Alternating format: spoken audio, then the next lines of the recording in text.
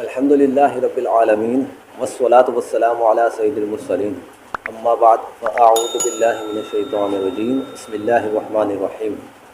फरमान मुस्तफ़ा सल्लल्लाहु तआला अलैहि वसल्लम, मुसलमान की नीयत उसके अमल से बेहतर है। आमाल का दारोमदार नीयतों पर है।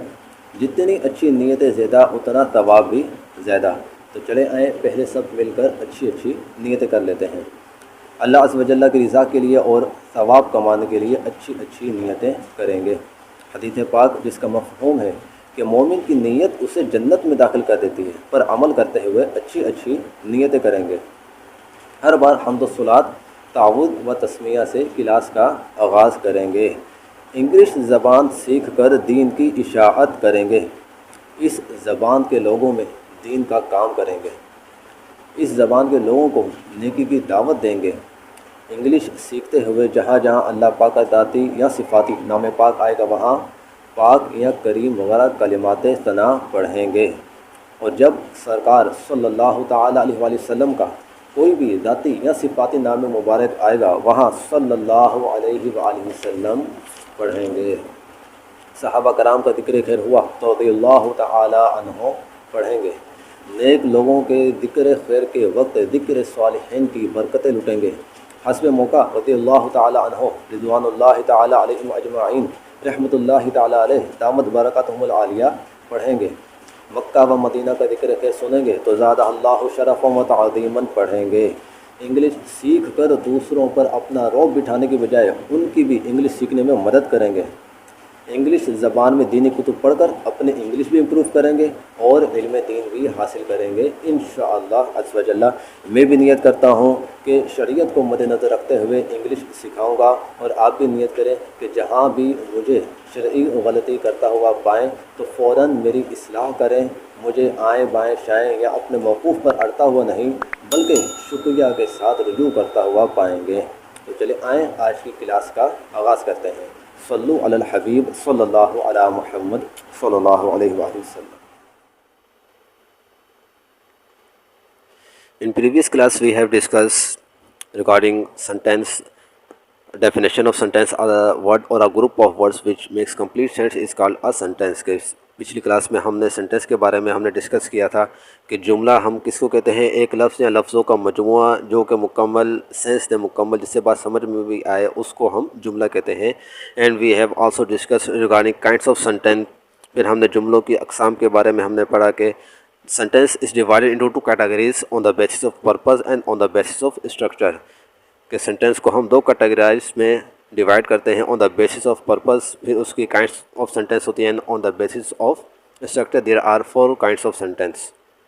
And we have also discuss a kind of sentence declarative sentence, it is also called assertive sentence.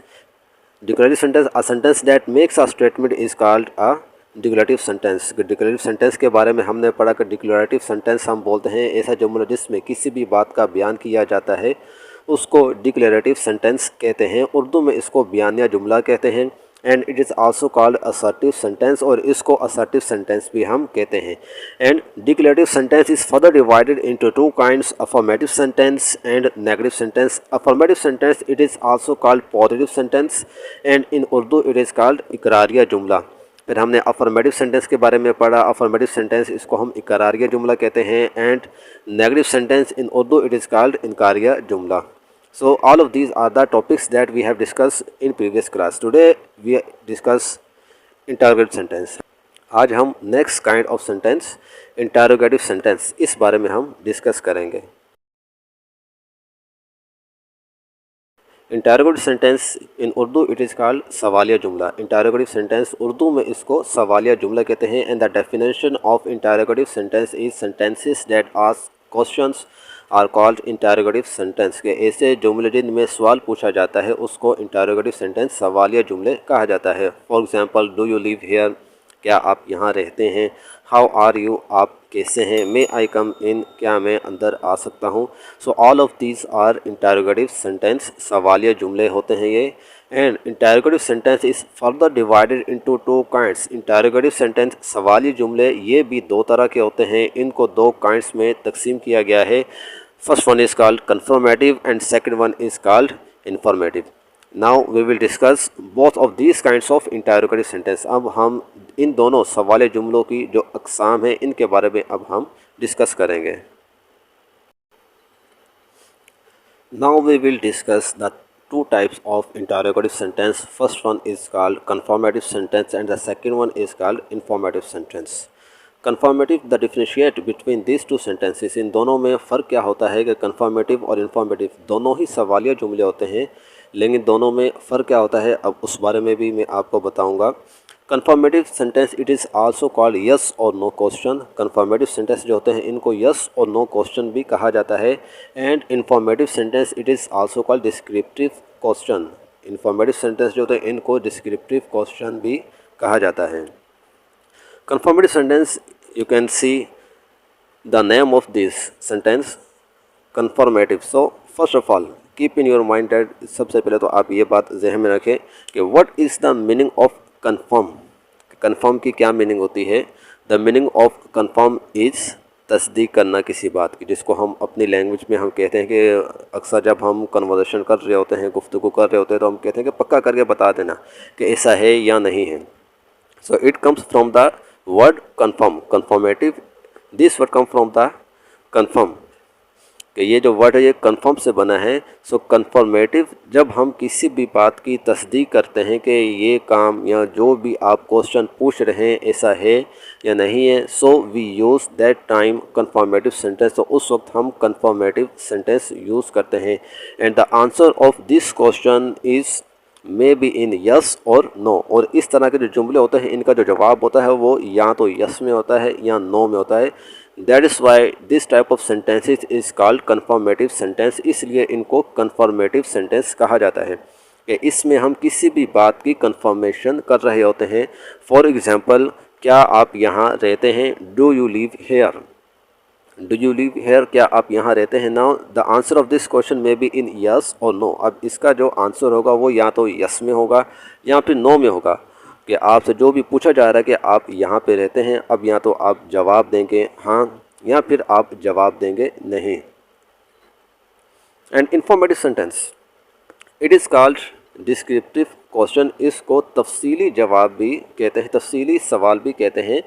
So it comes from the word inform. Inform mean किसी को इत्तला देना, किसी को मालूमात देना। It also comes from the information, कि मालूमाती क्वेश्चन भी इसको कहा जाता है।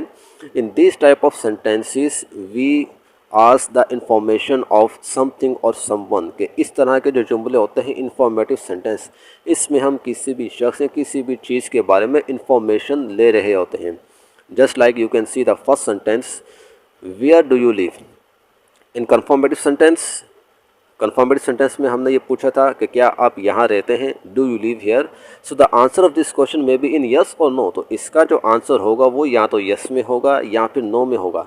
But if I ask question आप कहाँ रहते हैं, where do you live, so the answer of this question is not yes और नो। अब इसका जो आंसर होगा वो यस या नो में नहीं होगा, but you have to describe your answers.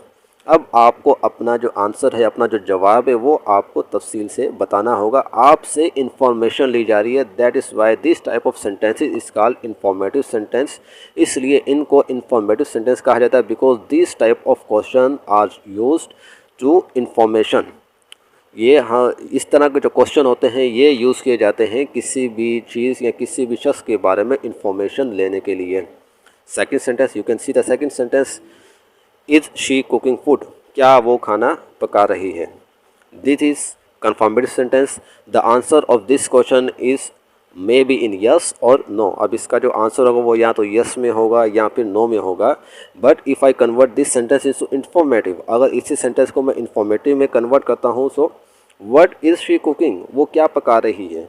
So now you have to describe your answer. अब आपको अपना आंसर जो है वो कुछ वजाहत तफसील से आपको बताना होगा कि आप क्या पका रही हैं।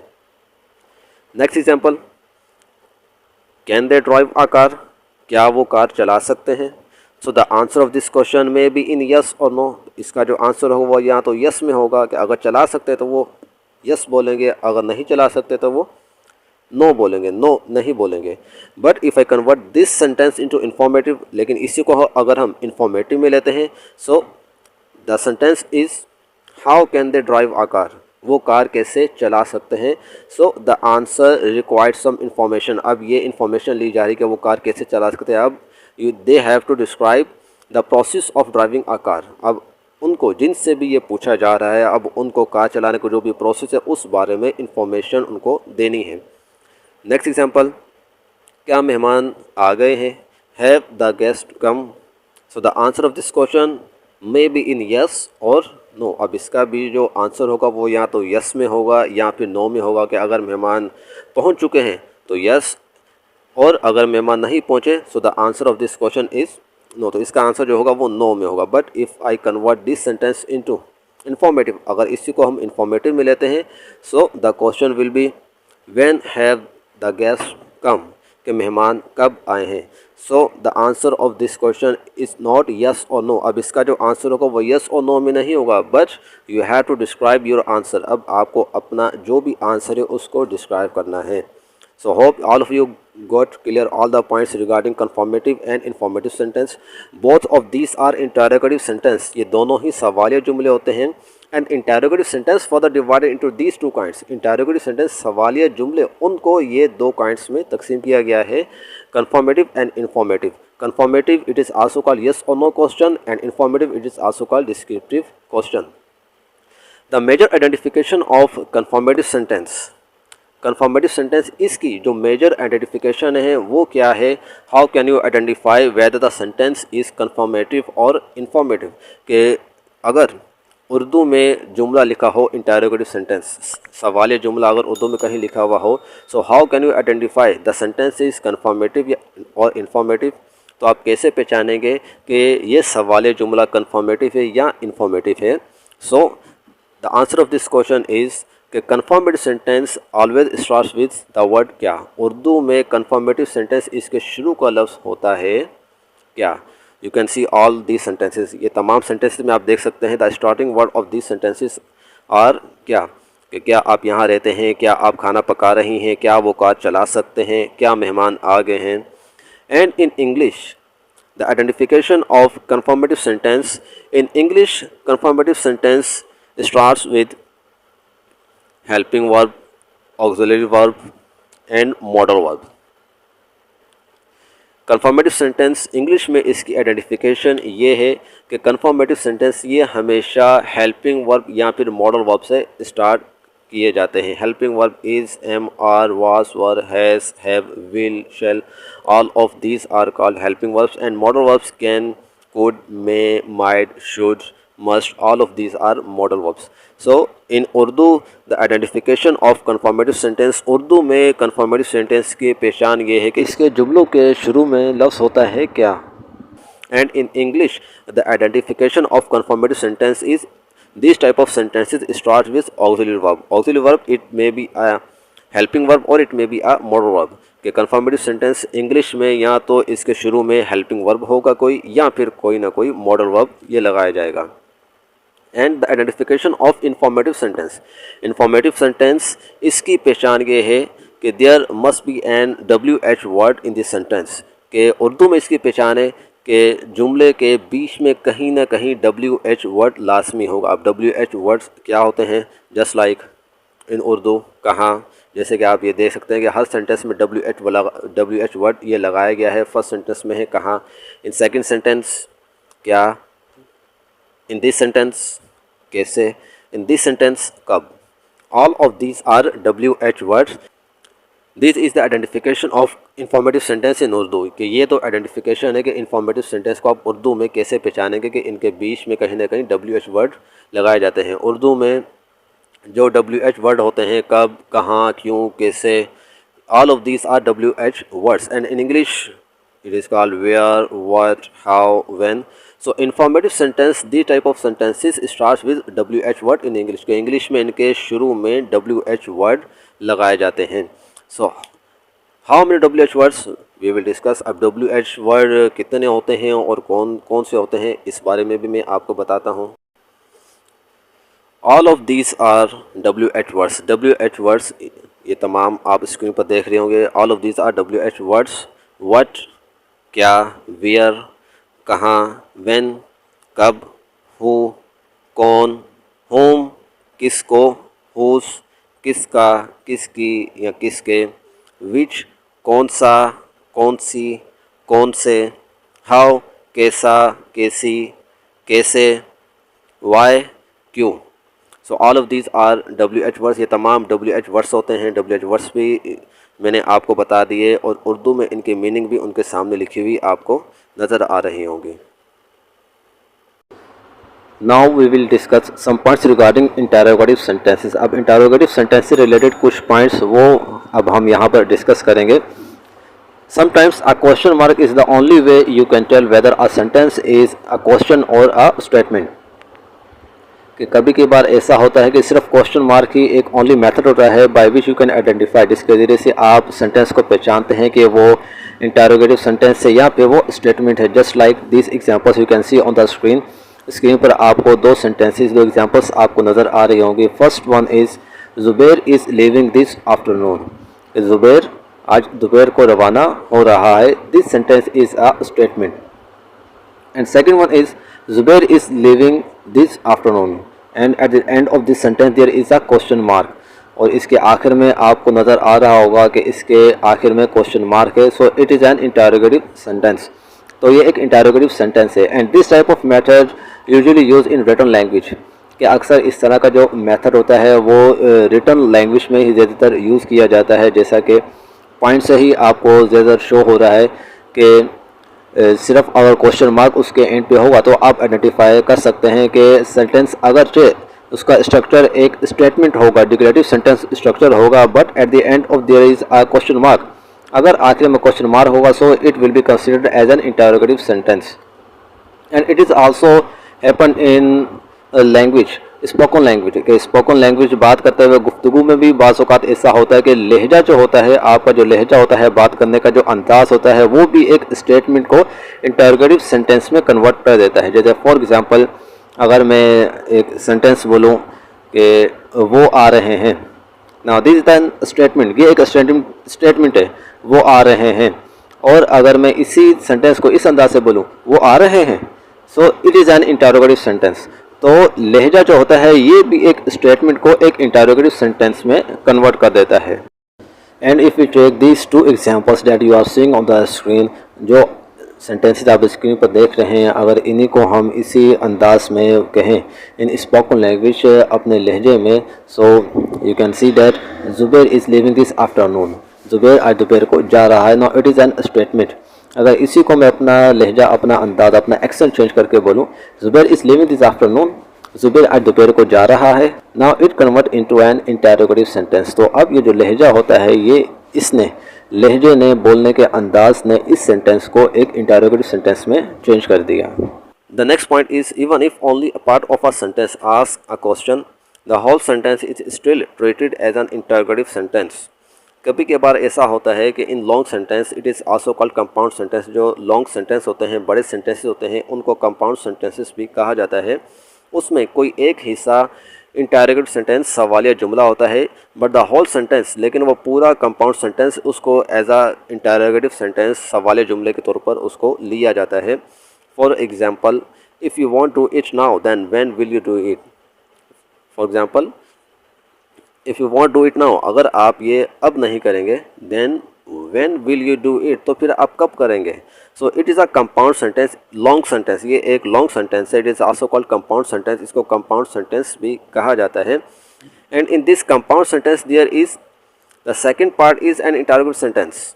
जो सेकंड पार्ट है ये एक इंटरोगेटिव सेंटेंस है, सवाल जुमला है, but the complete sentence, the whole sentence is treated as an interrogative. लेकिन इस पूरे सेंटेंस को ही इंटरोगेटिव सेंटेंस कहा जाएगा। Hope all of you got cleared all the points regarding today's class. If you have any questions regarding today's class, so you can put your question in comment section. आप आज की class के बारे में आपके mind में कोई भी क्वेश्चन है, कोई भी सवाल है जो आप पूछना चाहते हैं, जो आपको बात समझ में ना आए, या इससे अलावा, इससे अलग भी आपके माइंड में कोई भी क्वेश्चन है, so you can put your questions, you can ask your question. आप कमेंट सेक्शन में अपने क्वेश्चन मुझसे पूछ सकते हैं। We will meet in next class इंशाअल्लाह with a new topic. Till then, अस्सलामु अलैकुम वरहमतुल्लाहि वबरकातुहू।